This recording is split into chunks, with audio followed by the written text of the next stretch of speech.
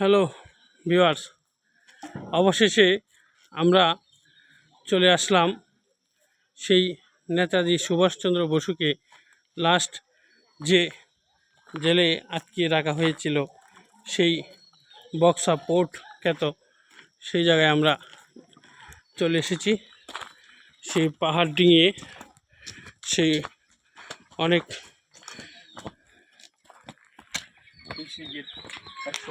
এই গেট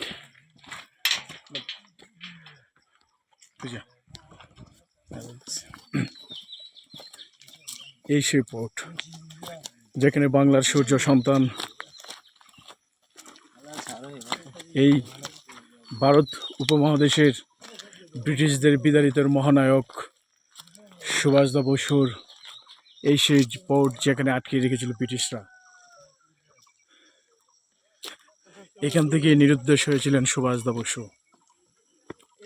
আমরা সশ্রদ্ধ সালাম জানাই সুভাষদা বসুকে, যিনি দেশপ্রেমে অবভূত হয়ে এই ব্রিটিশদের বিরুদ্ধে যে সংগ্রাম চালিয়েছিলেন সেই সংগ্রামের একটা প্রতিকৃতি জায়গা সেই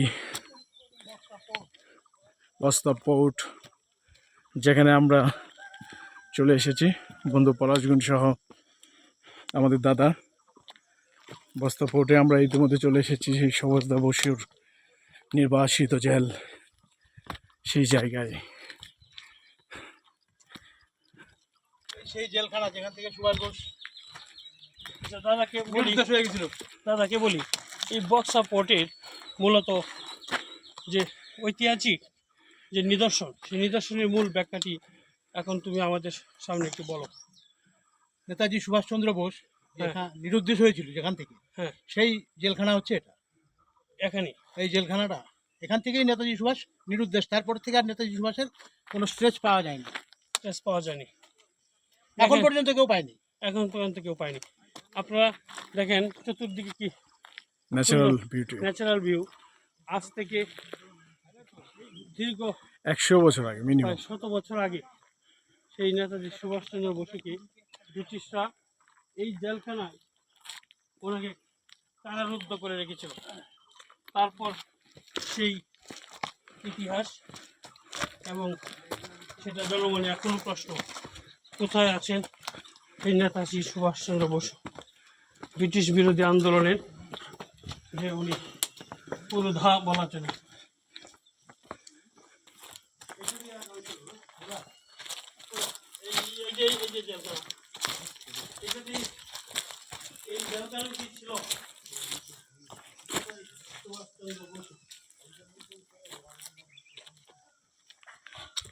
আসলেই বলতে হয়, দেশপ্রেমে উদ্বুদ্ধ হয়ে বাংলার সূর্য সন্তান সুভাষদা বসু যেখানে ব্রিটিশরা ধরে নিয়ে বন্দি করে রেখেছিল এই সেই জেলখানা, 100 বৎসরের জেলখানা। এখান থেকেই নেতাজি সুভাষদা বসু নির্দেশ হয়েছিল, আজ পর্যন্ত ওনাকে পাওয়া যায়নি। আমরা এই বীর নেতাজি সুভাষ বসুকে জানাই সশ্রদ্ধ সালাম। এদিকে চলেন না সোজা, এদিক থেকে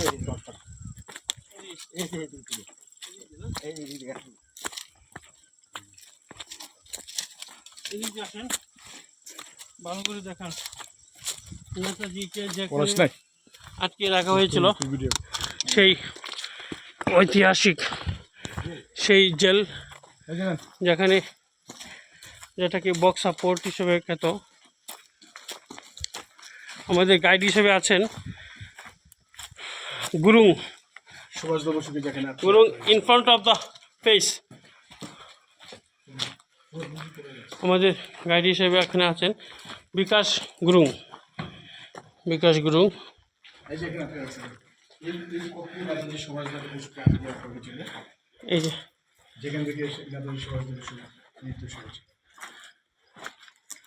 এই যে বক্সা পোর্ট।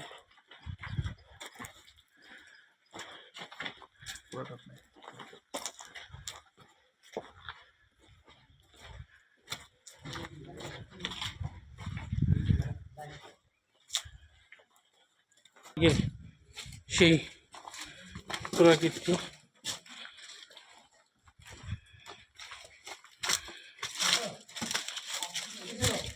আচ্ছা তাহলে ছবি তুলি